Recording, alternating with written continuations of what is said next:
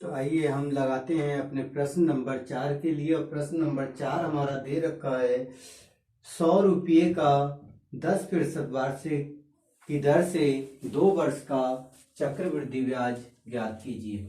तो देखिए अब आपको क्या करना है कि जो फार्मूले हैं उन फार्मूलों को अपने प्रश्न में लगाना है और सॉल्यूशन करना है। तो देखिए सबसे पहले हम देखेंगे कि हमारे पास दिया क्या है कि 100 रुपये का, कितने का, 100 रुपये का 10% वार्षिक की दर से 2 वर्ष का चक्रवृद्धि ब्याज ज्ञात कीजिए। तो देखिए हमारा मूलधन, सबसे पहले हमारा मूलधन दे रखा है क्वेश्चन में। तो मूलधन क्या होता है, हमारा मूलधन दिया है जिसको हम लिखते हैं मूलधन को P से। तो मूलधन P बराबर हमको दे रखा है 100 रुपये। कितना, 100 रुपये। अब देखिए फिर हमें दे रखा है दर। दर क्या है हमारे पास, दर R से हम लगाते हैं और दर R बराबर दे रखा है 10% वार्षिक। ठीक है ना, इस तरीके से आप क्रम से लिखते रहिए। और देखिए समय, फिर हमें दे रखा है समय, और समय को हमने बता रखा है कि समय को हम नोट करते हैं n से, और n बराबर हमको दे रखा है 2 वर्ष। हमसे कहा गया कि क्या करना है, चक्रवृद्धि ब्याज बताना है हमारे लिए। तो चक्रवृद्धि ब्याज हमको निकालना है। तो हम आपको पहले ही बताते हैं कि आप चक्रवृद्धि ब्याज लिख लीजिए, चक्रवृद्धि ब्याज। आपको चक्रवृद्धि ब्याज अपना निकालना है। तो हम डायरेक्ट चक्रवृद्धि ब्याज नहीं निकालते, हम अपना फार्मूला लगाते हैं। कौन सा, मिश्रधन,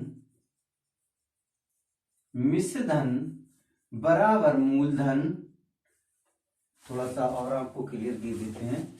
मिश्रधन A बराबर मूलधन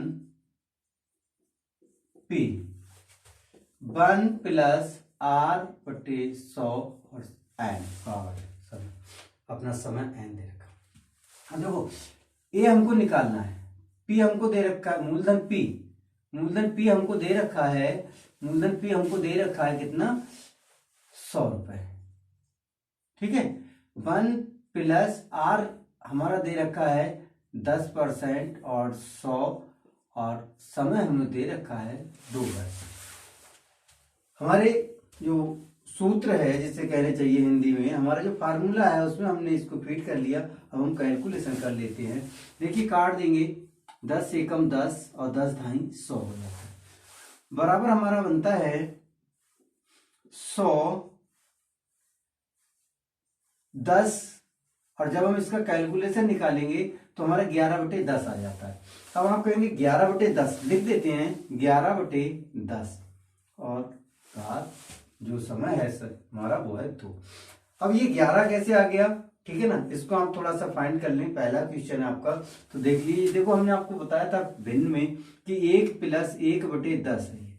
आप इसको इस तरीके से सॉल्यूशन करेंगे तो आपको क्या करना है, 10 से मल्टीप्लाई करेंगे तो आपका 10 आ जाएगा। यहाँ 10 + 1/10, 10 + 1 तो बराबर 11/10। इस प्रकार से आप अपने जो हम इस जो क्वेश्चन का खंड है उस पार्ट के लिए जो ब्रैकेट का सॉल्यूशन, ऐसे कहें कि जो ब्रैकेट का सॉल्यूशन है उस ब्रैकेट के सॉल्यूशन को इस तरीके से कर लेते हैं। तो आप ध्यान रखें कि जो नंबर है उसको आप ये नंबर को जोड़ देते हैं इसमें। जैसे मान लीजिए यहाँ पर 20 आता तो 20 और 1 होता ऊपर, तो 20 21/1 कर लेते हैं। ठीक है, 25 आता है 26 हो जाता है। इस तरीके से आप इसको सॉल्यूशन करके करेंगे इसको फ्रैक्शन के रूप में ही, वरना क्वेश्चन आपका गलती में से लग सकता है, कहने मतलब गलत लग सकता है। ठीक है, इस तरीके से तो हमारा सॉल्यूशन हो गया ना। तो देखिए अब हम क्या करेंगे कि अब हमारे समय 2 वर्ष है तो हम इसको 2 बार, कितना, 100 और उसके बाद गुणा 11 × 11/10 × 10। हम फिर कैलकुलेशन कर लेते हैं, क्रॉस होता है क्रॉस करते, देखो 0 है, 0 से हमारा 0 कैंसिल हो जाएगा, 0 है 0 से हमारा 0 कैंसिल हो जाएगा। हमारे पास बच्चा 11 × 11 × 1, तो 1 से मल्टीप्लाई करेंगे तो मैंने 11 और 11 का जब हम गुणा करेंगे तो हमारे पास आ जाता है 121। तो ये हमारा आ गया 121, क्या आ गया, रुपये, क्योंकि रुपये में चल रहा है ना, निकालेंगे तो 121 रुपये आ गया। और हमारा ये क्या आ गया, ये हमारा आ गया मिश्रधन। क्या आ गया, मिश्रधन। मिश्र धन मतलब ए। मिश्र धन बराबर आपको 121 रुपए मिल गया। अब देखिए आप फाइंड कर लेंगे, क्या आप फाइंड कर लेंगे, आपके पास निकालना है आपको चक्रवृद्धि ब्याज। और चक्रवृद्धि ब्याज का जो फार्मूला होता है, चक्रवृद्धि ब्याज मतलब CI बराबर मिश्र धन,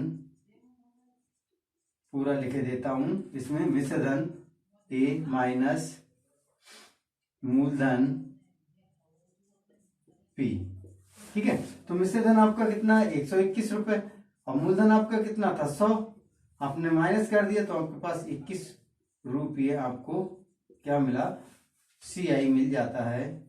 अब तो आप समझ ही जाएंगे, आपको CI मिल जाता है, यानी कि चक्रवृद्धि ब्याज आपको प्राप्त हो जाता है 21 रुपये आंसर के रूप में।